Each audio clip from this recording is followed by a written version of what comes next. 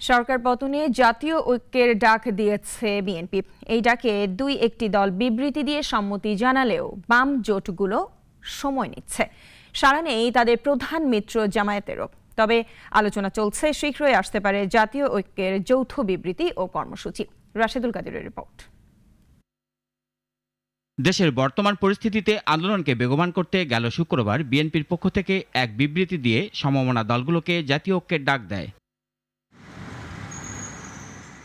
দলীয় সূত্র বলছে, দেশে ক্রান্তিকালে বড় রাজনৈতিক দল হিসেবে এ ঐক্যের আহ্বান জানিয়েছেন তারা।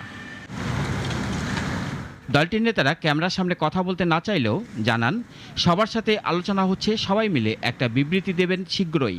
অভিন্ন কর্মসূচি নিয়ে মাঠে থাকবেন সবাই। তবে বিএনপির এই আহ্বানে এখন পর্যন্ত বিবৃতি দিয়ে সম্মতি দিয়েছেন জাতীয়তাবাদী গণতান্ত্রিক আন্দোলন, লিবারেল ডেমোক্রেটিক পার্টি এলডিপি ও জাতীয়তাবাদী সমমনা জোট। জাতীয় ঐক্যে থাকার প্রতিশ্রুতি দিয়েছেন তারা। তবে বাম গণতান্ত্রিক জোটগুলো সূত্র বলছে, জামায়াতকে সঙ্গে নেবার কারণে তারা কিছুটা সময় নিচ্ছেন। খোদ জামায়াতের পক্ষ থেকে এখনও কোনো সাড়া মেলেনি। তবে বিএনপি বলছে, যুগপৎ আন্দোলনে থাকা সমমনা দলগুলোকে জাতীয় ঐক্যে আনার বিষয়ে গুরুত্ব দিচ্ছেন তারা।